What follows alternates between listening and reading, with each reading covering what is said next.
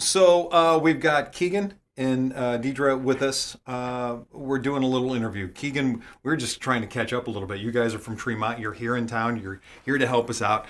Keegan is a St. Jude patient. You just got back from being a part of the life study in Memphis. I want you to tell me about what they did to you down there. I don't want to say did to you. That sounds bad. What did you do as part of the life study? What did they want to know? So, a couple of things we did. So, we did lung capacity, which was I breathed into this big machine, Yeah. and they would close a latch in it, and I would try and blow as hard as I could. Yeah. And that was probably my least favorite thing we did. Did you get dizzy doing that? No, but it was like the air was coming back in instead of going out how it was supposed to. Okay, that sounds like that could throw you off. What else did they do? So I got some blood work done. Mm-hmm. And then they hooked me up to this, so they did some, I don't know what they're called. They're the things that they do when you have an echo or an EKG. Oh, They okay. hooked me up to those with a treadmill and then put a mask over me. Yeah, wait a minute. Not a mask over your eyes. You weren't like No, running no. blind or anything. No, Okay. no, no. That could have been dangerous. Fun, but dangerous. Okay, so they put for like your breathing, so over your mouth? Yes. All right. And then they took the treadmill and elevated it. Mm-hmm. And Because running on a treadmill is not difficult enough. So they elevated it. Let's make it like a mountain. Okay. Yeah. And so they tried to let me get on there for as long as I could. Yeah. How long did you go? I got 10 minutes. 10 minutes of running at an incline treadmill? Mm-hmm. Mm-hmm. That's impressive. Did they give you like a high five or gold medal or anything after that? High five. High five would work. All right. So it basically sounds like, because your mom said they basically put you through like some tests of like what NFL players would be going through. Yeah. They want to know what your lung capacity is, your endurance, what probably your heart rate, I'm guessing, things like that. Yeah. All right. So when was this? November. November. Now in August, you were a TV star in August, right? Yeah, I was on the telethon. Yeah, you were on the telethon, the St. Jude telethon. Because you were like the behind the scenes guy, right? Yes. All right. So because I'm watching and I would sit there, I was doing other things, and then you came on. So it was like I stopped doing what I was doing so I could see what was going on behind the scenes because you're the star. Okay, so let's go back a little bit. November, you were part of the life study. August, you were on TV for the telethon. We had those Reba McEntire tickets, by the way. Don't forget to become a partner in Hope this hour. Let's talk about what was going on with you before. Why did you become a part of the life study? What is it that you were diagnosed with? I got diagnosed with ALL. Okay. And it is a low risk leukemia. And ALL stands for acute lymphatic leukemia.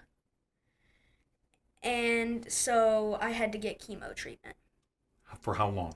2.5 years. Okay. And how old were you when you were diagnosed? I was 2.5. 2.5. And how old are you now? I'm 10. So, been rolling along for the last 7.5 years since you were diagnosed. Feeling pretty good? Doing all right? Yeah. And now as part of the life study, they're going to keep an eye on you for a long time, right? Yes. How long? Do you know? For the life study the rest of your life. For the rest of your life. You're going to be 80 years old and you're going to be going to Memphis, still talking to the doctors. They're going to put you on a treadmill and you're going to go, easy on the incline here, fellas. I'm a peepaw now, okay? All right, so Deidre, let's talk to you for just a quick second. 2.5 years old, your baby boy is something was happening. What was it that was happening that made you think this is not right?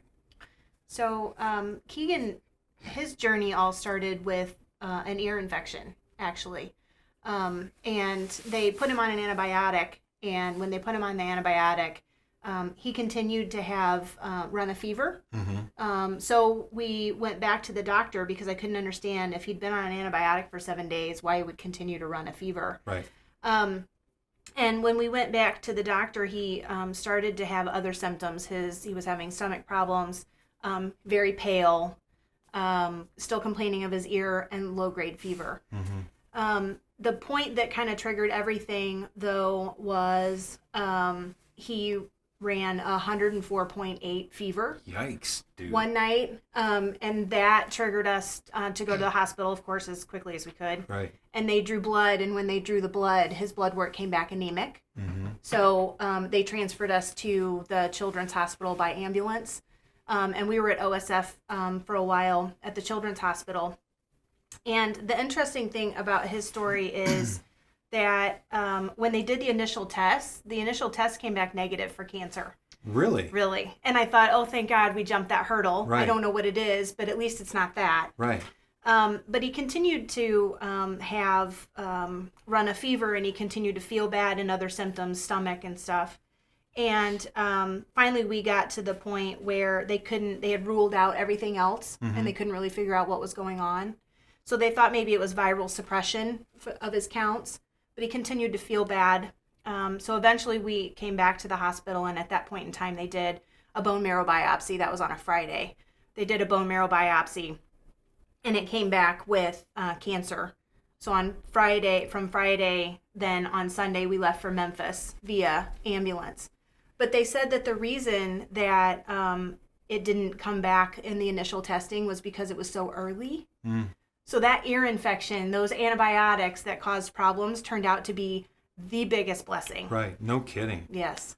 So being able to catch things so early. Look, there's already a great survival rate for ALL, 94%. Back in 1962, I don't know if you know this or not, Keegan, it was 4%. Things were not looking good back in 1962 for ALL. At 94%, finding it early, Yes. you were set. Yes. Right? And things Very are blessed. So you still went through the 2.5 year protocol. Correct. A lot of chemotherapy, right, Keegan? Correct. Yes. A lot, yeah. And then, do you have a favorite part? Do you remember much of your trips to Memphis and to St. Jude? I mean, did you meet up with a lot of friends? Did you make friends? Do you have a favorite doctors? Do you have a favorite part of St. Jude?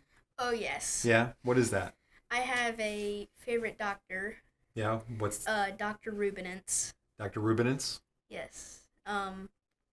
Why is Dr. Rubinitz your favorite? He was really funny, and he was always nice to me, and never said anything, or... He was just a good guy. Yeah. Yeah. What about friends? Friends, I mean, not a whole lot. Yeah. But, like, there were kids I knew and Sure. talked to. Most of your friends are here in Peoria. Yeah. Yeah, and that's another thing. I mean, we have the clinic right here in Peoria. Right. So do you make trips then? Do you still go to the clinic for anything? No, we don't. But you'll go to Memphis for as part of the Yes. life study. Yes. Right. Okay. Keegan, thank you so much for being here. Really appreciate it. When's the next time you go to Memphis? Next year. Next So like November. next November. Mm-hmm. Are they going to do the same thing?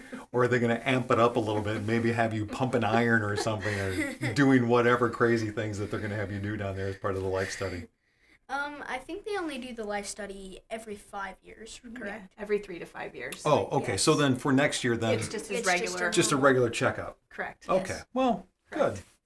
But it's a nice little trip to Memphis. Exactly. So glad you guys are here. Seriously, we've been going for the last 2 days, and we have so many partners in Hope because they hear all these great stories. And Keegan, you hearing the story of what happened, and now being a part of the life study and continuing to grow and just be a normal kid, that just puts so much hope in everybody's minds, and they know what St. Jude does, what it can do, and when they see kids like you, that's awesome. Dude, I'm going to need another high five. All right. 1-800-566-9690, 1-800-566-9690. Yes, become a partner in Hope now.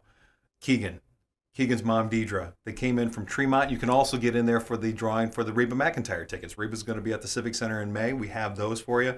That's kind of a thank you gift. We don't want to say that's an incentive because, to me, Keegan's the incentive. Keegan's the reason why you give. Keegan, Grace, Tess. We've talked with a bunch of kids. They're the reasons why you become partners in Hope. 1-800-566-9690. It's the Country Cares for St. Jude Kids Radiothon with Adam Merrick Real Estate on the new 104.9 The Wolf.